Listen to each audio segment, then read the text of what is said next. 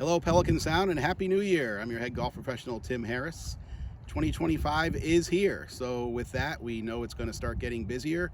A lot of you folks have been away for the holiday and you're coming back, and some of you are still here, but either way you look at it, it is going to start getting busy. And as you know, when it gets busy, we have to really start thinking about taking care of your golf course, showing some pride in your golf course. Johnny Ingram, our head superintendent, and his crew do such a good job of keeping everything in great shape for the amount of rounds that we experience as we go through the next few months. So I'm gonna just be here with a little reminder for everybody as we get going into the busy season. So the first thing we always talk about when we talk about care of the golf course is divots. Divots in the fairway. As you can see here, I'm on river hole number 9. We have a few areas here that have some unfilled divots. So we want to make sure to remind everybody that when you are playing golf and you do happen to make a divot, sand is provided on your golf cart. I'm going to show you the proper way to fix the divots. Here's the sand bucket here. So we got green sand in here. We have an unfilled divot. We have several actually, as you can see. Kind of makes me a little upset to see that, but we're going to just sprinkle in the sand and we're going to smooth it out over the top. You can also use your foot if you want to. Try to get the top of the sand to be right at the top of the grass line where your divot is. So I got another one here. Just going to sprinkle it in, kind of smooth it over with my foot, and you can see how it just matches right up into the top of the grass. Here's another one here. Well, what I want you to see is, if you can get a little bit closer here, this divot is a lot older, wasn't filled with grass. You can see how brown it still is. The grass is coming up over it, but it's not able to grow correctly. So an unfilled divot leaves unsightly marks, and it's also like a depression. So I'm going to try to cover that up here and fill one more here. My advice to everybody is to, make sure when you fill your divots and you look around that same area and maybe fill one other if you can. Obviously, sometimes we could be out here all day. We don't want to delay play at all, but show some pride in your golf course. Keep it in great shape by filling in your divots. We're going to go up towards the green now because there's also pitch marks and bunker etiquette that you have to know as well. So let's head on up towards the green. So on my way up to the green, I came across the green post here that says exit. So I thought that'd be another good reminder for everybody to make sure you recognize where those posts are and exit the fairway on your approach to the green at that location. We really do recommend that everybody drive your golf cart in the fairway when you're playing the golf hole. We don't want you driving through the rough. It's okay if you're in the rough for momentarily to go play your ball, but please, after you play your shot, exit the rough right away.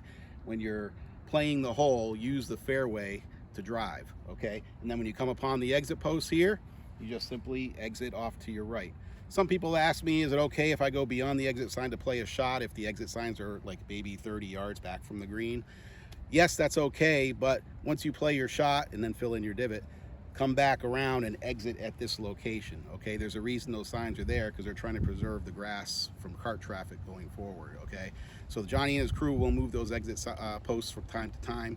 Just please follow those rules as far as exiting the fairway when you see the sign.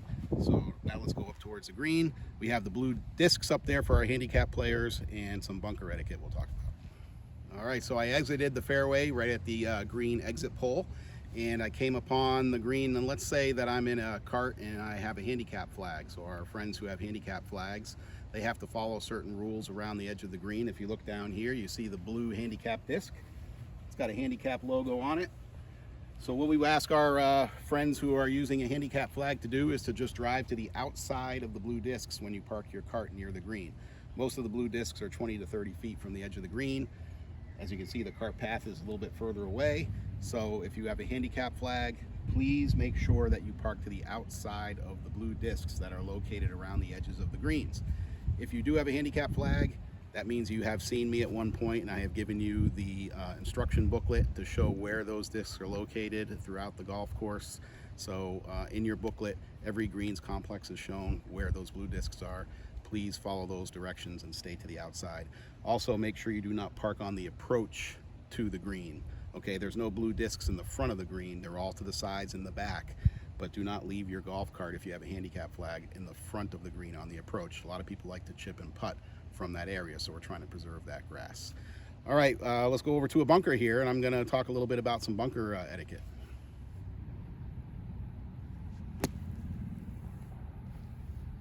Okay, so I just hit a shot out of the bunker, and a lot of times what I'll see is folks don't realize that the rakes are on the golf carts. They're not in the bunker. So I brought the rake with me from the golf cart.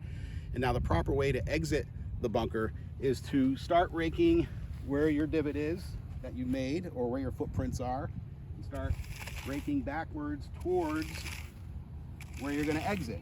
Always try to exit at the lowest point. So I have a pretty low point in the bunker here. I'm just going to keep raking it back, raking my footprints until I exit here. And then this is a really important part too.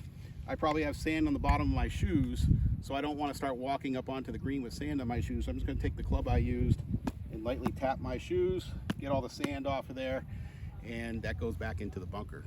And then you can put your rake back in the golf cart. So remember, rakes are on the carts, and when you rake, pull towards you and exit at the lowest point. Okay, let's go up to the green now. So one last thing we want to talk about as far as care of the course here is when you're on the green and let's say that you see pitch marks throughout the green that are not repaired. I got a divot tool here. That's the proper tool to use when you're repairing your pitch marks. Always repair yours if you make one, and maybe one other, because when pitch marks aren't fixed, just like divots, it leaves an unsightly look. You know, it looks brown and it looks like it's not in the best of shape. So a lot of traffic, a lot of play coming up. We're going to get a lot of pitch marks on the green. So let's show you the proper way to fix that. Okay, so here you see the indentation that was left from a pitch mark. I have my divot tool here with the 2 prongs on it. Some have 1 prong. This one has 2 prongs. The thing to remember is that you want to enter to the side and then put the prongs in at an angle towards the center of the pitch mark and then push towards the center. So I'm going to go around it. I'm going to be on each side. I'm going to push towards the center, and as I push towards the center, the grass starts to go towards the center and it fills in that divot. So what you start to see is the grass coming up here, and I'm just going to take my putter or my foot and I'm going to just tamp down on it and smooth that out. So the thing to remember also is that when you have a divot tool here, what I'll see a lot of people do is they'll enter it in and they'll pull like down, and then the prongs go up towards the center. That's going to tear the roots of the grass. This is Bermuda grass, so it's not very deep. If you tear the Bermuda grass out of its roots, then it won't be able to grow back properly. So we want to enter in at an angle and we push to the center to fix the ball marks. Okay, so if you can fix yours and at least one other while you're out there, we'll keep the golf course looking great. So another reminder we want to talk about probably is over on the driving range, and we'll head over there right now and we'll talk a little bit about range etiquette. So we made our way over to the driving range, but I thought before we talk a little bit about driving range and the etiquette on the driving range, I'd remind everybody where you can find all your information out there. Obviously the Wave is the best source to go to. The Sports Wave comes out every Thursday. I really encourage everybody to pay attention to the Wave when it comes out, because all information about the golf operation is in there, including information about our new GPS units. You know, you saw my earlier video about the mobile units that are available. These are available to purchase for people who have their private carts, and all the pricing information is in there, as well as pricing information on screen installation if you'd like to get that. So GPS information is in there. Like us on Facebook. Our Facebook page has a lot of information in it. Tracy, our retail manager, she updates the Facebook page quite a bit. And you know, that's really the best place to go to sign up for tournaments. You're using our new golf directory, our golf events directory. That's in the Wave. It's on the website. It's in the app.